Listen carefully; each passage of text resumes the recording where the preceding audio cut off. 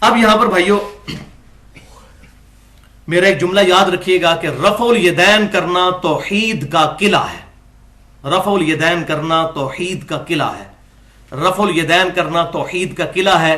خصوصاً انڈیا پاکستان میں جتنے لوگ رفع الیدین سے نماز پڑھتے ہوں گے انشاءاللہ عقیدہ توحید ان کا ٹھیک ہوگا. یہ ایک لٹمس ٹیسٹ ہے الحمدللہ. اور اس کا مزہ بھی لیں. مولانا مودودی رحمۃ اللہ علیہ کی مجھے بات یاد آ گئی جو قائلین و فائلین کتاب میں لکھی ہوئی ہے. وہ کہتے ہیں کہ ان سے پوچھا گیا نماز کے طریقے کے بارے میں تو انہوں نے فرمایا کہ نماز کا ایک ہی طریقہ ہے جو بخاری اور مسلم میں ہے. یہ جو حنفی بھائی پیش کرتے ہیں ابن مسعود والی حدیث یہ تو ثابت ہی کوئی نہیں. تو لوگوں نے کہا کہ حضرت پھر آپ تو رفع الیدین سے نماز ہی نہیں پڑھتے. تو انہوں نے کہا کہ میں اپنی جو اللہ سے راز و نیاز والی نماز ہے یعنی تہجد کی نماز وہ رفع الیدین سے ہی پڑھتا ہوں اور ان شریر لوگوں کے شر سے بچنا چاہتا ہوں میں. تو بہرحال میں ان کے ساتھ اس معاملے میں نہیں, ان کا ذاتی اجتہاد ہے. سنت کے معاملے میں شرم نہیں کرنی چاہیے. لیکن یہ بھی بات حقیقت ہے کہ مولانا مودودی نے خود اعلانیہ رفع الیدین کیا یا نہ کیا لیکن ان کی وجہ سے ہزاروں لوگوں نے رفع الیدین شروع کیا الحمدللہ. اسی لیے آپ کو پتا ہے کہ جو بڑے راسخ العقیدہ مقلدین ہیں وہ اتنے جو ہے وہ اصحاب الحدیث اہل سنت کے خلاف نہیں ہے جتنا مولانا مودودی رحمۃ اللہ علیہ کے خلاف ہے, کیونکہ انہوں نے بڑی حکمت عملی کے ساتھ رفع الیدین انجیکٹ کر دیا لوگوں میں الحمدللہ. اور یہاں پر وہ بات بھی یاد رکھیں جب میں کتاب و سنت کے منہج پر آیا تو لوگ اکثر یہ بات ہمیں بھی کرتے ہیں آپ لوگوں کو بھی کرتے ہوں گے, اے جی پہلے بریلوی سن پھر دیوبندی ہوئے پھر جناب اہل حدیث ہو گئے کتاب و سنت کے منہج پہ آ گئے اوڑے قادیانی ہو جان گے. یہ اکثر کہتے ہیں. حالانکہ ان سے پوچھیں ان کے مولویوں سے پوچھیں کہ قادیانیوں کو ابھی نماز پڑھتے ہوئے دیکھا. میں یہ چیلنج سے کہتا ہوں کہ کوئی سنی اصحاب الحدیث اہل حدیث قادیانی نہیں ہو سکتا. کیوں؟ قادیانی بغیر رفع الیدین کے حنفی طریقے پہ نماز پڑھتے ہیں. اہل حدیث تو اکثر ہوتے ہی رفع الیدین کی وجہ سے ہیں. یہ کیسے ہو سکتا ہے کہ وہ دوبارہ ادھر چلے گئے؟ کیونکہ غلام احمد قادیانی خود حنفی تھا. ابھی بھی آپ قادیانیوں کی عبادت گاہ میں جائیں وہ بغیر رفع الیدین کی نماز پڑھتے ہیں. تو یہ ان کو یہ بتایا گیا نہیں وہ قادیانی اس طریقے سے نماز پڑھتے ہیں. دیکھیں کتنے بڑے بڑے جھوٹ, نہ کسی نے اندر جانا ہے نہ دیکھنا ہے تو مولوی کی گڈی چڑھی دے گی. اب جناب آخر میں میری گزارشات ہیں, 3 گزارشات ہیں خصوصاً کتاب و سنت کے منہج والے لوگوں سے جنہوں نے اس دعوت کو لے کر چلنا ہے.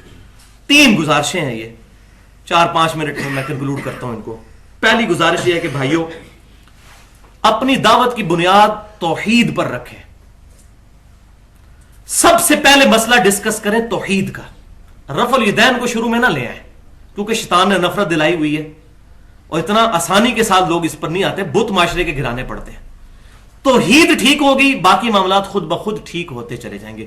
اور قرآن اور سنت کی بھی دعوت یہی ہے کہ پہلی دعوت توحید کی ہونی چاہیے. جس کا عقیدہ توحید ٹھیک ہے وہ باقی باتیں بھی ماننا شروع کر دے گا. لہذا جس کو بھی دعوت دیں پہلے توحید کی. ایک قادیانی ہمارے پاس آتا ہے اور کہتا ہے منو دسو کتنے لکھا ہے رفع الیدین, تو ہم کہیں گے بھائی آپ سے ہمارا جھگڑا تو یہ ہے نہیں ہے, آپ سے ہمارا بنیادی جھگڑا تو ہے ختم نبوت پہ. اسی طریقے سے ہمارا جو بریلوی اور دیوبندی مکتبہ فکر کے جو لوگ ہیں خصوصاً علماء, عوام کی بات نہیں کرتا, عوام تو بیچارے سیدھے سادے ہیں, ان سے مین جھگڑا تو یہ ہے کہ انہوں نے نبی صلی اللہ علیہ وسلم کے مقابلے پر اماموں کو کھڑا کیا جن میں اماموں کا کوئی قصور نہیں ہے اور ان کے ساتھ چیزیں منسوب کر دی.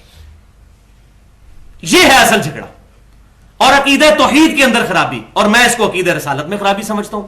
محمدی نسبت کو چھوڑ کر اپنی مسجد کے باہر انڈیا کے شہر کے نام لکھنا, دیوبند, بریلی, ایون اہل حدیث بھی لکھنا نہیں لکھنا چاہیے. کیوں لکھتے ہیں؟ بالکل نہیں لکھنا چاہیے, کسی محدث سے ثابت نہیں ہے. میں بدعت کے فتوے نہیں لگاتا لیکن خدا کے لیے اسے امت کو توڑا دو نہ جائے اس چیز سے, نہ لکھے. سعودی عرب میں تو بس نام ہوتا ہے, مسجد عمار ابن یاسر, مسجد بلال, مسجد ابو بکر, مسجد علی, مسجد امام بخاری, اس طرح نام رکھے ہوئے انہوں نے. کوئی نہیں لکھا ہوا ہے کس مسلک کی ہے. یہاں تو لکھا ہوتا ہے فلاں, اس مسلک کے علاوہ کسی کو نہ تو امامت کی اجازت ہے نہ خطابت کی اجازت ہے. پورے لکھا ہوتا ہے اس کا فلاں فلاں فلاں فلاں فلاں ہونا. یعنی پتہ نہیں کتنی شکیں لگائی ہوتی ہیں جو میرے لیے آئین کی شکوں سے بھی زیادہ شکیں ہیں. تو لہذا بنیادی دعوت دیں توحید. اور دوسری گزارش یہ ہے کہ بھائیوں یہ سارا زور رفع الیدین پر نہ لگائیں کہ نماز کو ورزش بنا لیا جائے. ٹھیک ہے نماز ایک ورزش بھی ہے لیکن اس کے روحانی پہلو کی طرف زیادہ توجہ دیں. جو بخاری اور مسلم کی متفق علیہ حدیث ہے اور صحیح مسلم کی پہلی حدیث ہی یہی ہے, حدیث جبریل. اس میں آتا ہے نا کہ अल्लाह की इबादत इस तरह करो गोया तुम अपने रब को देख रहे हो।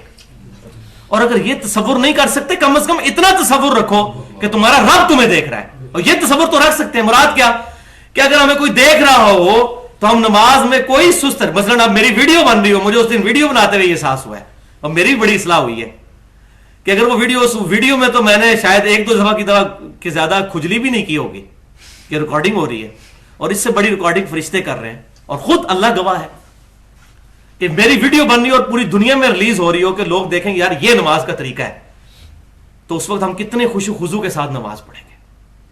तो ये तसव्वुर रखे कि मेरा रब देख रहा है, मैं इसको बना संवार के बड़े सुकून के साथ रफुल यदैन करूं, सुकून के साथ इस तरीके से रफुल यदैन करूं और बाकी अरकान अदा करूं। इसको वर्जिश ना रखें, नमाज का मुकम्मल तर्जुमा याद करें और नमाज पढ़ते हुए तर्जुमा ज़हन में हाजिर होना चाहिए।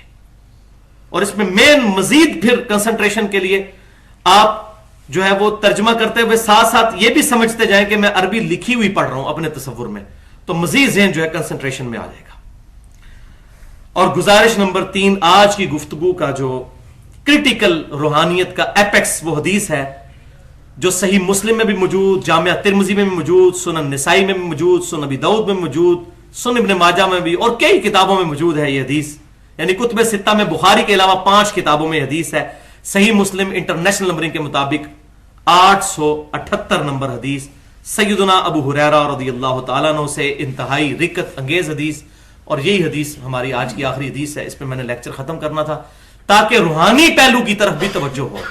असल चीज तो वो तवज्जो है अपने रब की तरफ कि सैयदना अबू हुरैरा रज़ियल्लाहु ताला अन्हु कहते हैं कि नबी सल्लल्लाहु अलैहि वसल्लम ने फरमाया, उसकी नमाज नाकिस है, नाकिस है, नाकिस है 3 दफा जो नमाज में सूरतुल फातिहा नहीं पढ़ता। तो कुछ ताबईन थे, उन्होंने हजरत अबू हुरैरा से पूछा कि जब हम इमाम के पीछे होते हैं तो उस वक्त क्या किया करें। ये अक्सर हमसे भी पूछ रहे होते हैं, फलाने इमाम ये कहते हैं, फलाने इमाम वो कहते हैं। और भाई सबसे इमामों का इमाम सैयदना अबू हुरैरा रज़ियल्लाहु ताला अन्हु, सही मुस्लिम में हदीस है। अबू हुरैरा कहते हैं कि रसूलुल्लाह सल्लल्लाहु अलैहि वसल्लम ने मुझसे ये अहद लिया था कि अबू हुरैरा और उसकी मां से सिर्फ मोमिन ही मोहब्बत करेगा। इसलिए मैं कहता हूं जो राफजी उनके बारे में जुबान खोलते हैं वो अपनी मुनाफिकत के बारे में जरा गौर करें। और मौला हसन और मौला हुसैन के बारे में क्रिटिकल तरीन हदीस एक ही है जिसका एक ही रावी है, वो सैयदना अबू हुरैरा रज़ियल्लाहु ताला अन्हु अल मुस्तदरक लिल हाकिम में मौजूद है कि जिसने हसन और हुसैन से मोहब्बत की उसने हसन मुझसे मोहब्बत की, और जिसने हसन और हुसैन से बुग़्ज़ रखा उसने मुझसे बुग़्ज़ रखा। इस हदीस का रावी ही एक है अबू हुरैरा रज़ियल्लाहु ताला। अहले बैत से मोहब्बत करने वाले ये वो रावी कहते हैं।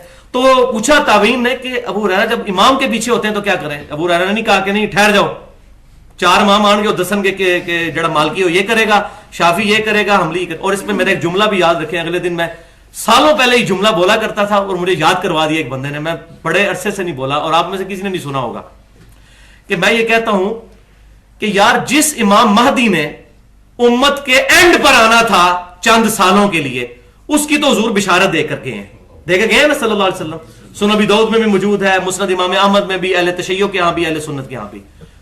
उसका तो टाइटल ही बड़ा छोटा है, चंद सालों के लिए।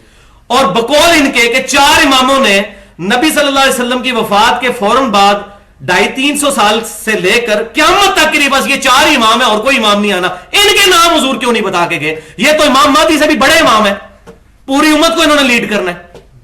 ये है फक्की जिसका कोई जवाब नहीं दे सकता। इसका मतलब है हुजूर कहीं मुकर्रर ही नहीं करके गए, वरना हुजूर तो हरीसुन अलैकुम बिल मोमिनीना रऊफुर रहीम है। हाँ हुजूर इसके उल्ट बिल्कुल बात आपने इरशाद फरमाई, मुस्नद इमाम अहमद में सही सनद के साथ एक सीधी लकीर जमीन पर खींची और दाएं बाएं कुछ लकीरें खींची, और इब्न माजा के अल्फाज हैं 2 लकीरें दाएं खींची और 2 बाएं, कितनी होगी 4। और फरमाया ये शैतान के रास्ते हैं और ये दरमियाना रास्ता मेरा है। व अन्ना हाज़ा सिराती मुस्तकीमा फत्तबिऊहु, ये है मेरा सीधा रास्ता जो कि बिल्कुल मुस्तकीम है, इसी की पैरवी करो, इधर उधर के रास्तों की पैरवी मत करना, वो तुम्हें राह हक से बहका देंगे। इसकी तुम्हें अल्लाह ताला वसीयत करता है। सूरतुल अनाम का आखिरी रुकू पढ़ लें, ये आयत आपने तिलावत फरमाई, वो मैंने मसल नंबर 10 में इसको ब्रीफ भी किया। ये इमामों के ऊपर कोई नहीं, आप समझे। ईसा अलैहिस्सलाम का अगर हम जिक्र करते हैं डिविनिटी के खिलाफ, बुखारी कुरान पाक में सूरतुल माइदा में आया کہ اگر اللہ ارادہ کرے عیسیٰ ان کی ماں سب کو ہلاک کر دے، اللہ کو کوئی پوچھ نہیں سکتا ہے۔ اب کیا عیسیٰ علیہ السلام کی توہین کی؟ نہیں، توحید کا فرق بتایا۔ عیسیٰ علیہ السلام کی عزت وجیہاً فی الدنیا والآخرہ۔ تو امام حنیفہ، امام شافعی، امام احمد بن حنبل، یہ تمام ائمہ کے بارے میں ہم حسن ظن رکھتے ہیں، اور ہم کس طرح ان کے ذریعے ہم تک دین پہنچا ہے۔ امام بخاری رحمۃ اللہ علیہ کی 700 حدیث کے راوی امام مالک، ہم امام مالک کو کیسے چھوڑ سکتے ہیں؟ تو لیکن ان کے ناموں کے ساتھ جو چیزیں منسوب کی گئیں وہ تو خود آگے لتر مارے، آگے جوتیاں مارے لوگوں کو کہ تم نے ہمیں نبی صلی اللہ علیہ وسلم کے مقابلے پر کھڑا کر دیا، والعیاذ باللہ تعالی۔ تو تابعی نے پوچھا کہ بتائیے ابو ہریرہ، جب ہم امام کے پیچھے ہوتے ہیں تب بھی؟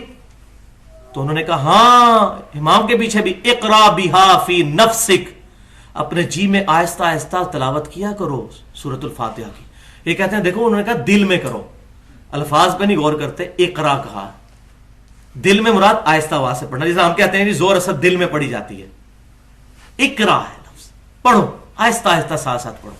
یہ امام ابو ہریرہ کا فتویٰ ہے رضی اللہ تعالیٰ عنہ، جو صحابی بھی ہیں۔ آہستہ آہستہ پڑھتے چلے جاؤ، دل میں آہستہ آہستہ پڑھو، امام کے ساتھ ساتھ پڑھو تم بھی، امام کے بھی۔ انہوں نے کہا جاری میں پڑھو، سری میں پڑھو، اس میں نہ پڑھو، اس میں نہ پڑھو۔ انہوں نے مطلقاً کہا کہ امام کے پیچھے پڑھتے جاؤ آہستہ آہستہ دل میں۔ اچھا،